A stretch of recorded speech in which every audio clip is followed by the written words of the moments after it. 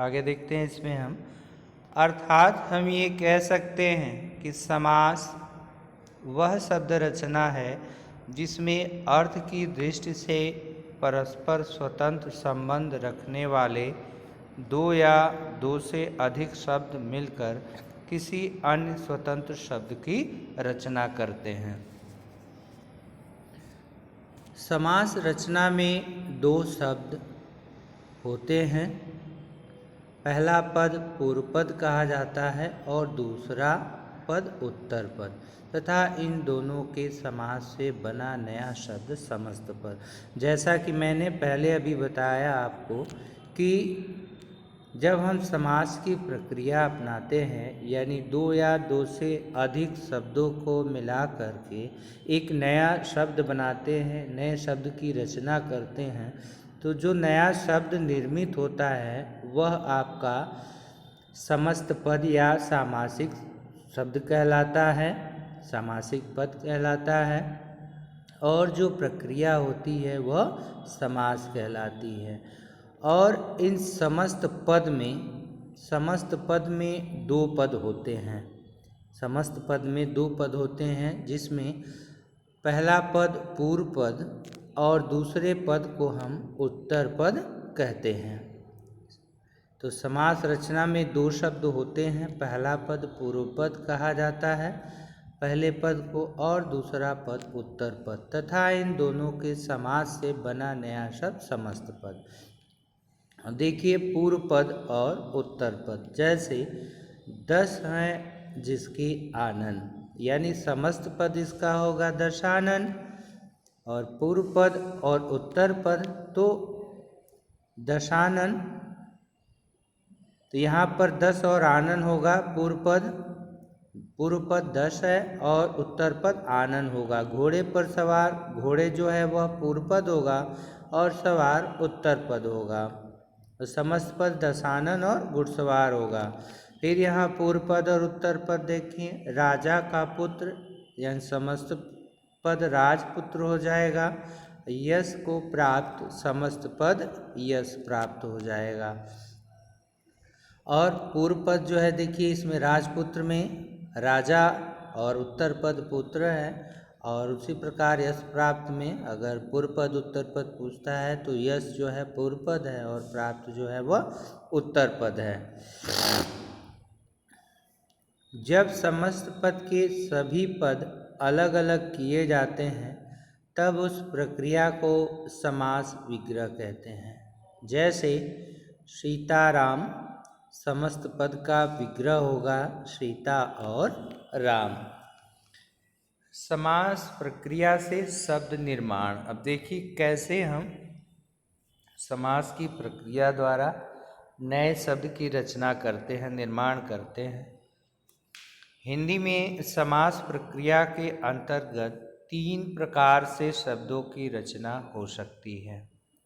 देखें, पहला तत्सम, तत्सम शब्दों के समास से, यानी तत्सम और तत्सम शब्दों के समास से, यानी राष्ट्र, धनपिता, राष्ट्रपिता, यानी इसका पूर्व पद और उत्तर पद दोनों जो है वो तत्सम ही होंगे, दोनों पद। राष्ट्रपिता, राजा का पुत्र, राजपुत्र, स्नान के लिए गृह, स्नान गृह। तद्भव, तद्भव शब्दों के समास से, जैसे घोड़े पर सवार, घुड़सवार, चारपाई यानी चारपाई, बैलों की गाड़ी यानी बैलगाड़ी। अब विदेशी प्लस विदेशी, यानी दोनों पद जो है विदेशी, यानी तत्सम तत्सम का मेल से तद्भव तद्भव के और विदेशी विदेशी। हवा का जहाज, हवाई जहाज। आराम के लिए गाह, आराम गाह।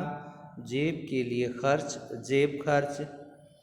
हिंदी में ऐसे समस्त शब्द भी मिलते हैं जो दो भिन्न भिन्न भाषाओं के शब्दों के मेल से बने हैं। जैसे तत्सम और तद्भव, चंद्रमुहि।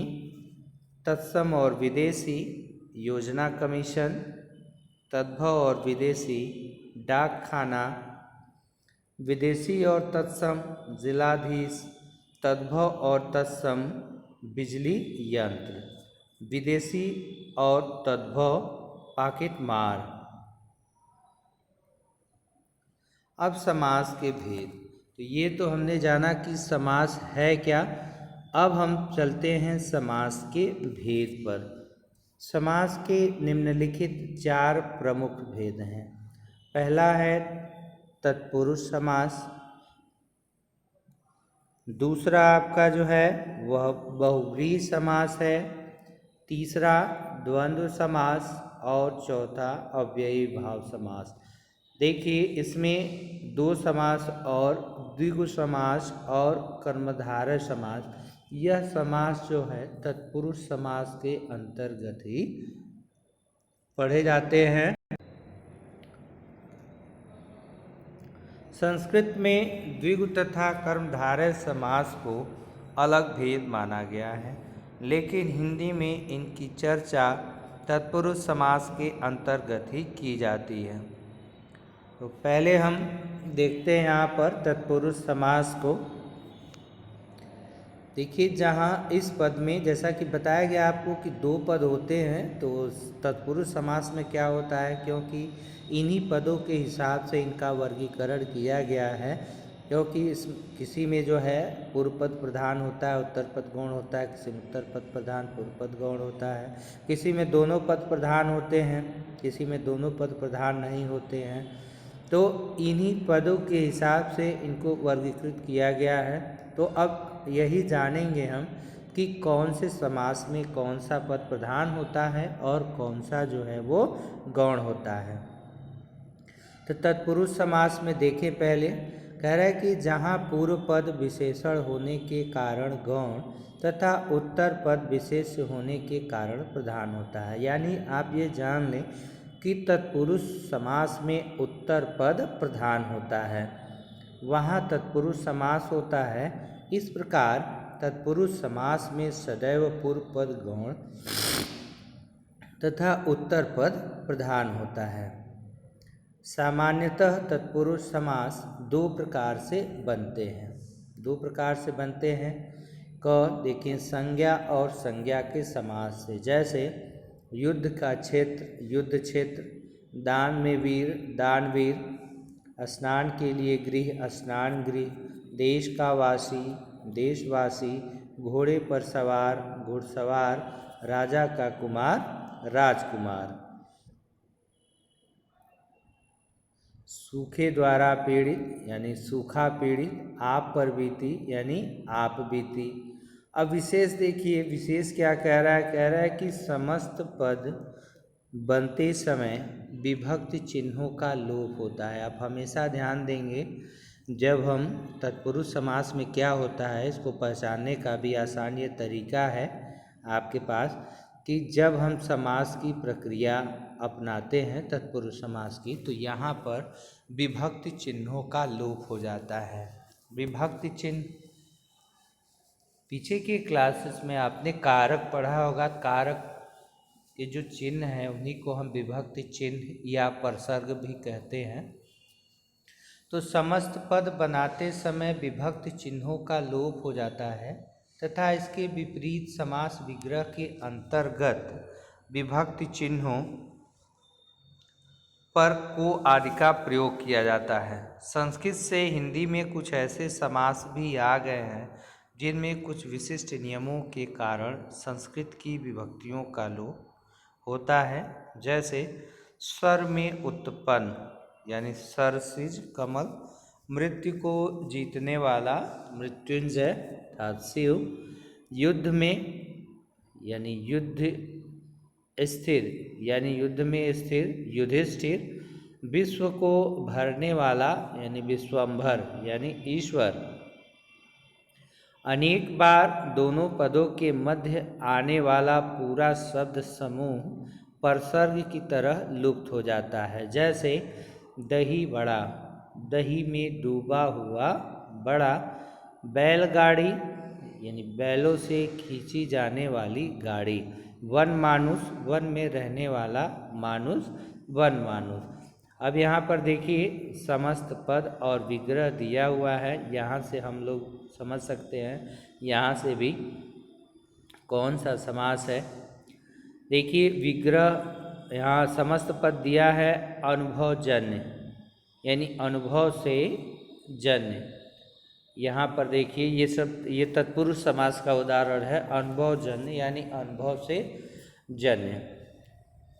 अमचूर आम का चूरा, यहाँ पर देखिए से, का, पर, से ये सभी विभक्ति चिन्ह हैं और समस्त पद में इन्हीं का लोप हुआ है। और जब हम विग्रह करते हैं तो इनके ही चिन्हों को हम क्या करते हैं, फिर से दिखा देते हैं।